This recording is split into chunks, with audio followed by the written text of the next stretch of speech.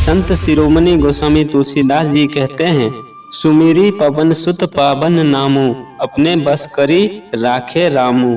हनुमान जी ने उस नाम का सुमिरन किया और राम जी को अपने बस में कर लिया। और आगे कहते हैं, नाम प्रभाव जान शिव नीको, कालकुट फलु दिनी अमी को। नाम प्रसाद शंभु अविनाशी, साजो अमंगल मंगल राशि। अर्थात भगवान शिव ने उस नाम की महिमा को जाना और काल का अजय विष भी उनका कुछ नहीं बिगाड़ सका। अन्य भक्तों को भी कितने कितने कष्ट दिए गए, परंतु वे सब उनका कुछ नहीं बिगाड़ सके। ऐसा नाम तथा प्रकाश बताया जो कि सबके घट में है, परंतु कहा राम नाम सबके पास, कुंजी संतन के हाथ। अर्थात सबके घट में है, परंतु उसको प्रत्यक्ष दिखाने की कुंजी संतों के ही पास होती है।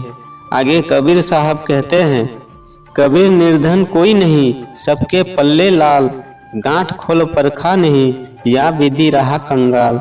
कबीर महात्मा भी कहते हैं कि वो लाल तो सबके पास है, परंतु संतों द्वारा गांठ खुलवा कर नहीं देखा तो कंगाल के कंगाल ही रह गए।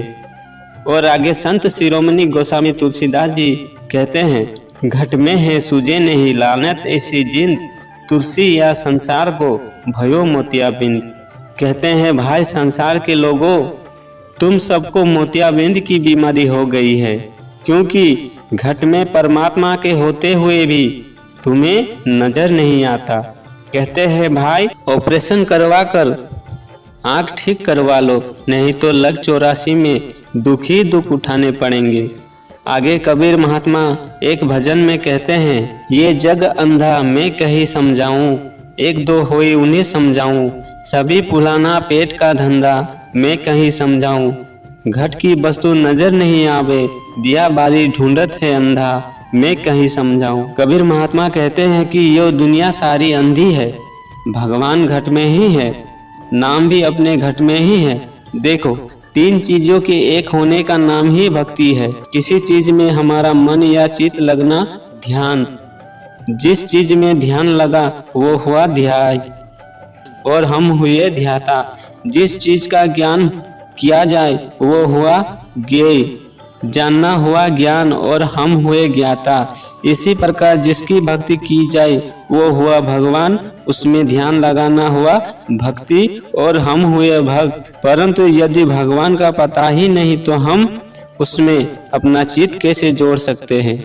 जिस चीज को मैंने देखा ही नहीं उसका ध्यान कैसे कर सकता हूँ। और आगे हमारे संत कहते हैं, वस्तु कहीं ढूंढे कहीं, कहीं विधि आवे हाथ। कबीर वस्तु तब पाइए जब भेदी लीना साथ, भेदी लीना साथ में वस्तु दे लखाए, कोटि जन्म का पंथ था पल में पहुंचा जाए। सदगुरु को सत्य नाम का दाता बताया गया। यदि वस्तु कहीं हो और ढूंढे कहीं और तो कैसे मिल सकती है।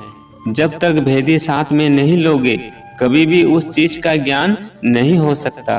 बहुत से लोग यो भी कहते हैं कि जी क्या जरूरत है गुरु बनाने की, बस पुस्तकों में और ग्रंथों में सब कुछ लिखा है। पर वो ये नहीं समझते कि ग्रंथों में केवल लिखा ही तो है, पर वास्तव में है ही नहीं। सत्यार्थ प्रकाश में हवन कुंडी की शक्ल बनी हुई है, तो क्यों ना उसी में हवन कर लेते। पर नहीं, जब अलग हवन कुंड लाएंगे तब उसमें हवन करेंगे। मान लो मैंने अपना नाम पत्र में लिखा और उसे लिफाफे में बंद कर दिया, तो क्या मैं लिफाफे में बंद हो गया?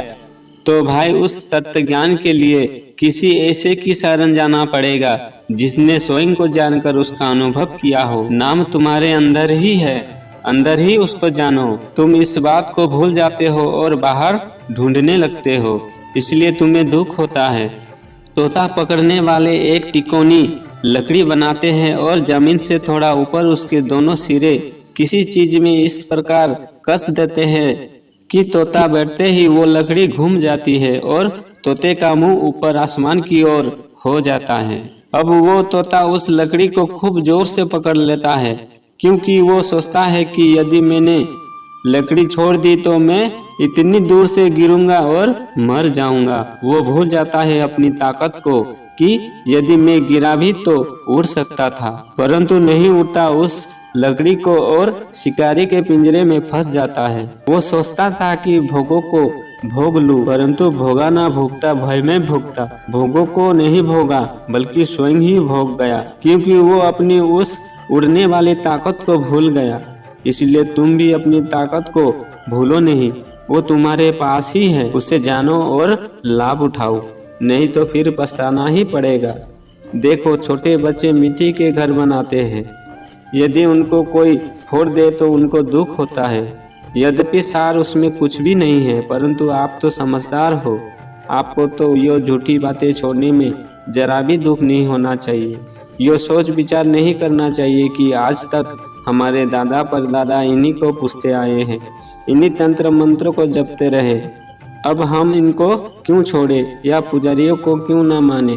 झूठी बात को छोड़ते जरा भी संकोच नहीं करना चाहिए। और आगे कहते हैं, झूठे गुरु के पक्ष को तजत ना कीजिए बार, नहीं तो बंधा जाएगा आगे यम के द्वार। फिर आगे कहा, उत्तम विद्या लीजिए यद्यपि नीच पे होई, पड़ा पावन ठोर में कंचन तजे ना कोई। अर्थात उत्तम विद्या ले लेनी चाहिए, चाहे वो नीच से ही क्यों ना मिलती हो। यदि सोना अपवित्र स्थान पर भी पड़ा हो तो उसे कोई भी छोड़ना नहीं चाहेगा, बल्कि उठा ही लेगा।